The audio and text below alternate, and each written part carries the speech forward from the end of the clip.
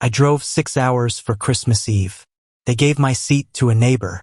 "She's alone this year," my mom said. "We figured you'd be fine sitting in the kitchen." I said sure, then took my coat and left. 30 minutes later, my sister texted, "Wow, can't handle being overlooked. Huh." I opened my banking app, froze the mortgage assistance, and shut down the streaming account mid-movie. But what they wrote at 9:04 p.m. changed everything. There has never been anything in my life more absurd than being told by my own parents that they didn't want me at Christmas dinner. Not just figuratively. I mean literally not wanted, not welcome. Not enough chairs, not enough room, not enough me. They didn't say it like that, of course. They made it sound like I'd understand, like it was a reasonable sacrifice. I'd driven 6 hours to get there. Got stuck behind 2 Jack Nifford semis. Listened to the same 20 songs looping on a half-working playlist and stopped twice for gas station coffee that tasted like hot pennies. I was exhausted, but Christmas was Christmas. You go, even if it feels more like obligation than tradition. I walked through the front door, set my bag down, and my mom was already waiting there with this look like she'd been rehearsing the line all day. "So, small change. We gave your seat to Mrs. Langford. She's alone this year." I blinked. Thought maybe I misheard. "She's sitting with us at the table. We thought you'd be fine having your plate in the kitchen." They said it like it was noble, like I was doing something kind, but I knew what this was. Mrs. Langford owns that discount flooring outlet 2 towns over. My parents had been circling her for months, trying to charm their way into a cheap deal on new hardwood for the living room. That's what my seat was worth, a potential discount on planks and glue. And the worst part, Mrs. Langford knew. She sat there at the table looking at me with this guilt-ridden smile like even she felt how humiliating this was. I didn't argue. I didn't fight. I just said, "Okay," turned around and walked back out the front door. No one followed me. I drove aimlessly for a while before ending up outside Maya's place. My cousin. She didn't know I was coming, but when she saw me standing on her porch, she opened the door without asking questions. I sat on her couch and watched Die Hard while eating whatever frozen pizza she had in the freezer. At 8:30, I got a message from my sister. "Wow, can't handle being ignored." Huh? That's what she sent. Like it was a joke. Like I was some brat throwing a fit because I wasn't the center of attention. I opened my banking app, stared at the balance for a while. Then I froze the mortgage payment. After that, I went into my Netflix account, the one we all used, and canceled it. Gone. All 5 profiles, including the one my dad labeled the big guy. But the real thing that broke me happened at 9:04. A text from Dad's number signed by both of them. "We talked about it. You've always been a failure. You ruin every holiday, every get-together. We don't need you anymore." That was it. Clean. Final. I showed Maya. She didn't say anything. Just handed me a drink. And that's when something shifted. Not rage, not sadness, just clarity. They didn't know what I built, what I owned, what they relied on. But they were about to find out. I didn't sleep that night. Not because I was hurt. Honestly, that faded somewhere between Maya handing me a drink and me canceling their Netflix account. But because I couldn't stop thinking. My brain had gone mechanical. Everything was cold and sharp and methodical. I wasn't thinking about the past. I was thinking about what they leaned on me for, what I'd built, what they used, and how I could take all of it back. By sunrise, I was sitting at Maya's kitchen table with my laptop open and coffee that she brewed without saying a word. She knew. She'd seen it in my face the night before. She didn't ask questions. First thing I did was log into the back end of the company I run. I started it in my 20s. Tech support and IT systems. First just local, now nationwide. They had no idea how far it had grown. They thought I fixed printers and set up emails. But the truth is half the systems in their house were supported by software my company manages. I was the one who installed everything. The mesh Wi-Fi, the smart locks, the alarm system, the cloud storage backups, all under my business account, not theirs. At 7:10 a.m., I suspended their cloud license. That would kill their home camera network, the automatic door locks, and the thermostat control. Gone. Then I logged into our family phone plan. I paid for 5 lines, mine, theirs, and my sister's. I didn't cancel. That would have been too easy. I transferred ownership to them. All of it. If they didn't accept it in 72 hours, the Lions would go dead. They'd been coasting on me for years. Quietly, indirectly, every holiday, every event. It was the same. I'd come in with my laptop, fix what was broken, add new tools, improve their life. They never said thank you, never asked what it cost. It was expected. Then came the mortgage. This one took longer. I had to contact the lender directly. They remembered me. I'd done a favor for one of their reps with a massive server failure last year. I explained I wanted to be removed from the cosigner agreement on my parents' refinance. That kicked off a review process. I knew they wouldn't qualify on their own. Not anymore. Not without me. After that, I went after the small stuff. Hula billing transferred. The password manager they used deactivated. Their access to my Amazon Prime gone. The storage unit I paid for that held all the old holiday decorations, and my dad's vintage tools lease canceled. I sat back in my chair after a few hours and finally looked up. Maya was on the couch with her laptop, scrolling like she was doing her own version of cleanup. She caught my eye and gave this little nod. "They're not used to the world without you," she said. That hit me because it was true. That afternoon, I got the first message. My sister again. "Why aren't the security cameras working?" I ignored it. Then one from Mom. "The mortgage company called. Are you messing with something? You need to fix this." Fix. Always that word. By early evening, I got one from Dad. Just one line. "This is childish." That one made me laugh. At 9:17 p.m., the Netflix thread popped off with 3 people trying to figure out why they couldn't log in. I didn't respond to any of it until right before bed. Then I sent one message. "You said you didn't need me." No emoji, no punctuation, and I turned off my phone. But I wasn't done. Not even close. Because what I hadn't told them yet was how much more was tied to me and how I wasn't finished cutting them loose. Not until they felt it in every corner of their perfect curated little life. I expected silence. I thought they'd retreat into that smug little bubble they'd always used when someone upset the balance. Talk behind closed doors, twist the story in their favor, then act like they were above it all. But they didn't even last a day. By morning, they came at me. At exactly 8:04 a.m., I got the first message. Group text from my parents and sister. Dad went first. "You're being dramatic. Grow up." Then my sister. "You've always been the outsider anyway. Why are you acting surprised now?" And my mom, of course, the cherry on top. "You think we owe you for things we never asked for? You're not a martyr, John. Stop playing the victim." I read it 3 times. Not because it hurt. I just couldn't believe they were still trying to pretend none of this was real, that I didn't exist as the backbone of half their lives. So I didn't reply. I logged into my company's admin portal instead. My business was never small. Systems, back-end security, cloud storage, cybersecurity protocols. We handled everything from server rooms to home automation for mid-sized businesses. But 2 of our earliest clients were family. My parents' accounting firm and my uncle's dental clinic. I'd put them into our infrastructure back when I was still building the company. Gave them free access to tools. Did all the setup myself. I never billed them. Not once. They called it helping family. I called it unpaid labor. I clicked into the system, pulled up both client profiles, and reclassified them as terminated accounts. It wasn't just about emails and printers. I controlled their entire system. Their firewalls, password protocols, software updates, even their backup recovery gone with one click. I didn't shut anything down maliciously, but I stripped out my company's tools.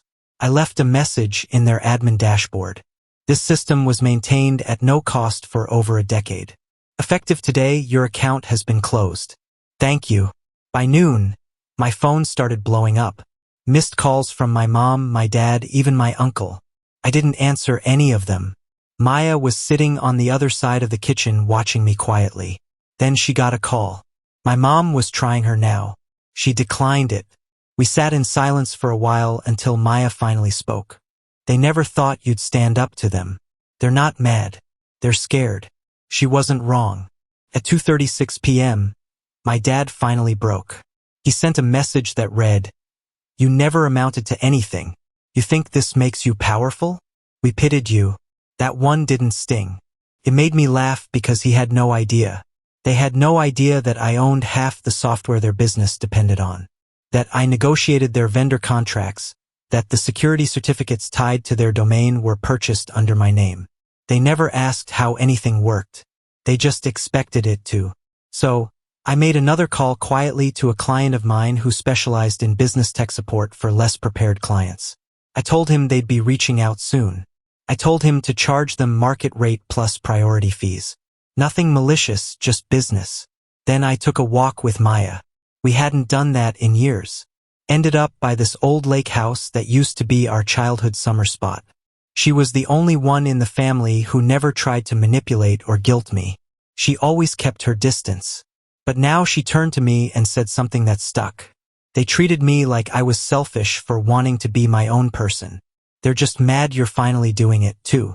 When we got back, my email inbox was flooded. My dad, now panicked, had sent messages asking for system backups. My uncle had written a message with the subject line urgent. Need help restoring server access. My mom had sent a string of emails about not understanding what went wrong with their accounting platform. I didn't reply to any of it. Instead, I called my financial advisor. I told him to move my holdings into a new trust, one that explicitly excluded my parents and sister from any potential access. I wasn't going to bankroll their futures anymore, especially not after what they'd said. At 9:40 p.m., I got another text from my sister. "Hope this was worth it. You're alone now." I turned to Maya and read it out loud. She just shook her head. "No, he's not. That was the difference. I wasn't alone. They were. And it was only just starting to hit them." By morning, everything felt quieter, but not in a peaceful way. The silence had weight now, like a house where the pipes have burst behind the walls, but no one wants to open them up and look. I didn't even check my phone until after coffee. I already knew what I'd find. Sure enough, there it was. An email from the front desk manager at my uncle's clinic. Subject: "We're completely locked out. Please help." She didn't even try to pretend it was business as usual. She said they couldn't access patient files, couldn't process billing, and were being forced to reschedule appointments because their systems had gone dark overnight. No backups, no alternate setup, nothing. She said, "We thought everything was hosted independently. We didn't know it was all you." I didn't respond. I forwarded the email to a colleague I trusted at a commercial IT firm that charges real rates and doesn't tolerate non-paying family clients. I added a note: "They'll be needing full system recovery and reinstallation bill at your standard emergency rate." 2 hours later, I got a string of texts from my mom. First one: "Let's talk." Then: "We didn't mean it. We were drinking. We were stressed." Everyone says things they don't mean around the holidays. That phrase, "everyone says things," hit like a rotten echo because I remembered every time they'd said something ugly, then expected forgiveness just because time passed. That's how they operated. Say it, deny it, pretend it was a joke, and then blame you for remembering. Then the longer message came in, one that clearly took her a few drafts. It wasn't about not wanting you there. We were trying to help Mrs. Langford feel included. She's important to us, especially now that she's giving us a deal on the new flooring. We thought you'd understand. That was the moment, the one where it all turned real. They didn't deny it. They just explained it like it made sense. Like trading me for cheaper hardwood flooring was reasonable family strategy. I read it out loud to Maya. She didn't even blink. Just said, "So your seat was worth $2 a square foot." I laughed, but it wasn't a happy laugh. I couldn't believe I had ever called these people mine. At around 2 that afternoon, my dad called Maya. He didn't even bother trying me directly anymore. She didn't answer, but he left a voicemail, long, nervous, rambling. We listened to it on speaker. He said he didn't realize how much of the business infrastructure relied on me. He admitted they thought I was just fixing computers and didn't realize I tied the entire back end of their firm to my company's architecture. Then he said something that stuck with me. "We just thought you liked helping. You never asked for anything, right? Because if you never ask, they don't have to give. And if you don't make noise, They call you quiet instead of invisible. At 4:19 p.m., I got a text from my cousin Ellie, my uncle's daughter. She said she heard what happened. Then she dropped the real kicker. They're trying to spin it like you destroyed the family. They told me to stay away from you. Said you were dangerous now. Dangerous like standing up for yourself is a threat.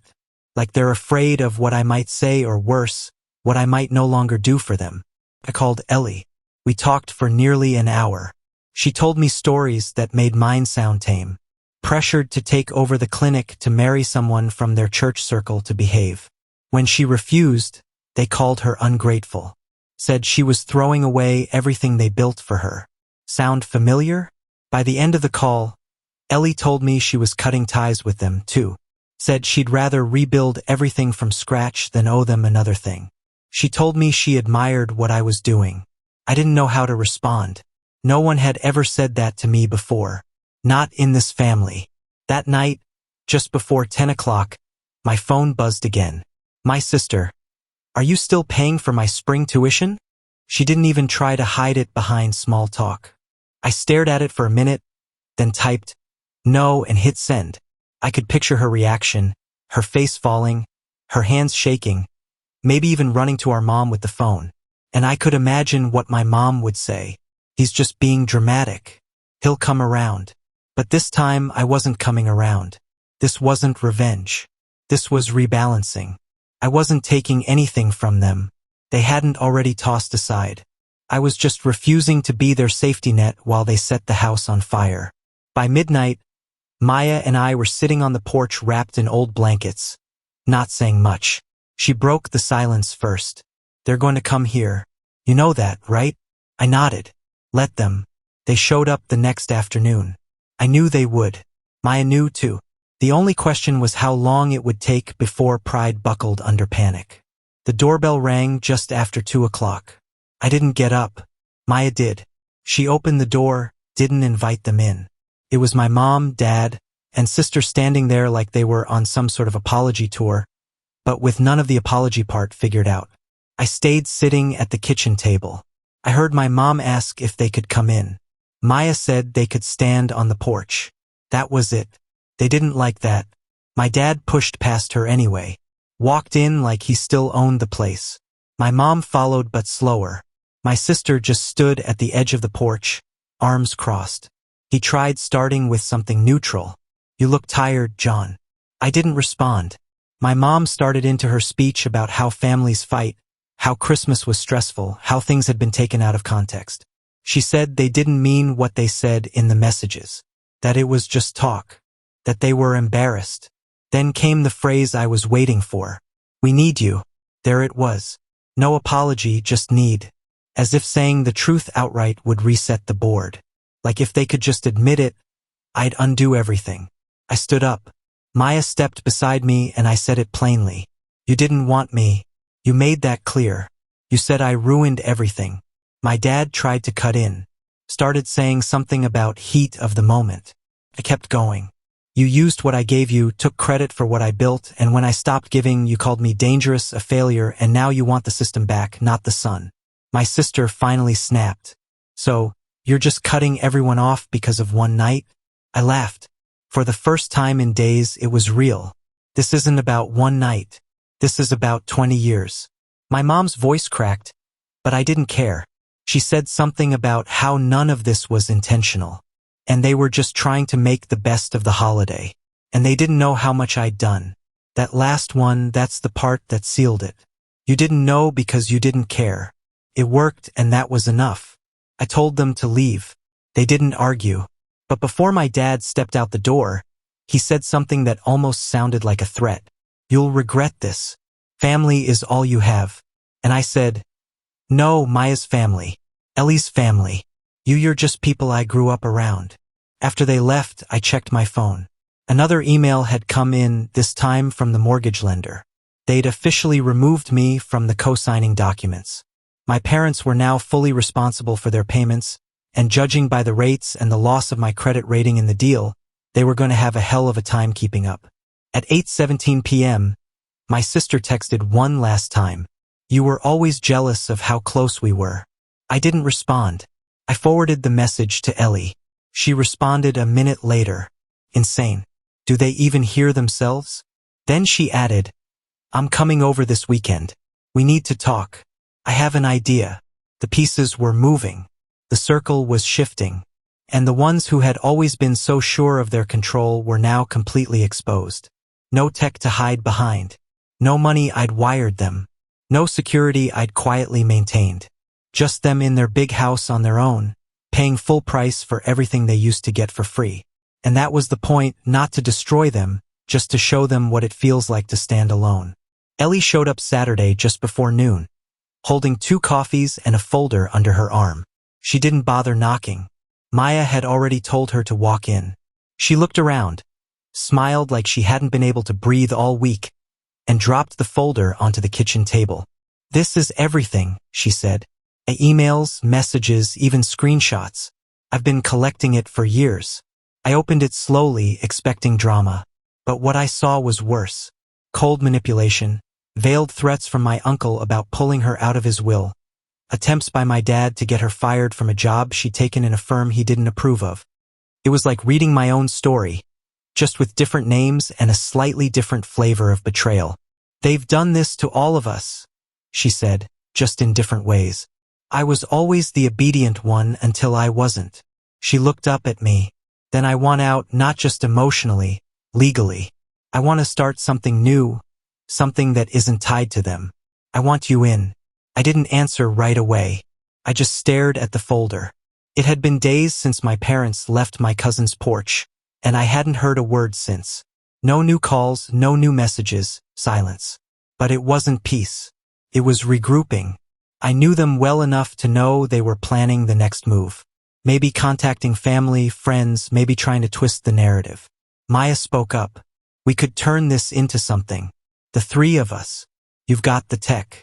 Ellie's got management. I know marketing. Let them keep the scraps. That night, I drove to my childhood home, not to reconcile, to close the door properly. The house looked smaller. I parked out front and sat there for 5 minutes before getting out. My dad opened the door. My mom stood behind him as if waiting to gauge my mood. My sister was nowhere in sight. I walked in without saying a word and stood in the living room scanning the same furniture that used to feel like part of my life. Now it looked like a stage set for something fake. I came to say thank you, I said. They looked confused. Thank you for reminding me who you really are. For pushing me far enough to see it. My mom's eyes welled up and she reached out. But I stepped back. You don't get to cry and keep the benefits. My dad tried to speak, but I didn't care what he had to say. I looked at both of them. You made me feel like a placeholder my entire life. You only called it love when it was convenient. Now it's your turn to figure out who you are without me fixing everything behind the scenes. I walked out. Maya was waiting in the car. Ellie texted just as I buckled in. We're building this and we're leaving them behind. And we did. In the months that followed, we launched a new firm, fully independent. Every day was a quiet kind of healing. There were no big speeches, no final blowouts, just distance, and clarity. My parents sold the house less than a year later. The mortgage had caught up with them. My sister dropped out of college. They tried reaching out again, but by then, I was somewhere else, somewhere real. They weren't villains. They were just selfish, small people who believed love was leverage. And now they were on their own. The same way they'd wanted me to be that Christmas Eve. Only difference, I didn't end up alone. They did. The update. A few months after we launched our new firm, something totally unexpected landed on my desk. A written apology from our old neighbor, Mrs. Langford. She'd been watching from the sidelines. And apparently the moment she saw our startup gain traction in a regional tech magazine, she realized what we'd been doing and what my parents had tried to cover up. She'd always felt awkward that Christmas Eve, and now she wanted to own that moment. Her message was genuine, handwritten, a rarity these days. She wrote that she felt like a pawn in their scheme, apologized for standing at their table when I wasn't welcome, and strangest of all, offered to refer our new company to all her contracting clients. She signed it, not alone this Christmas. I told Maya and Ellie about it and we laughed, not out of mockery, but relief. That one person had seen the truth and decided to do something honest. It didn't undo the past, but it was a small gift. The update didn't hit my parents or my sister in the headlines. They had their own problems now and rarely called. But in that envelope, stuffed between the thank you note and a Collins Roofing referral list, was a single Christmas card with no names inside, just a drawing of a pine tree and the words, "Next year, no furniture trades." I smiled at that, then tucked it into my office drawer alongside a photo of me, Maya, and Ellie on launch day, grinning like we'd already won. Turns out, sometimes the unexpected ally isn't the one you saved. It's the one who quietly remembers you when nobody else does.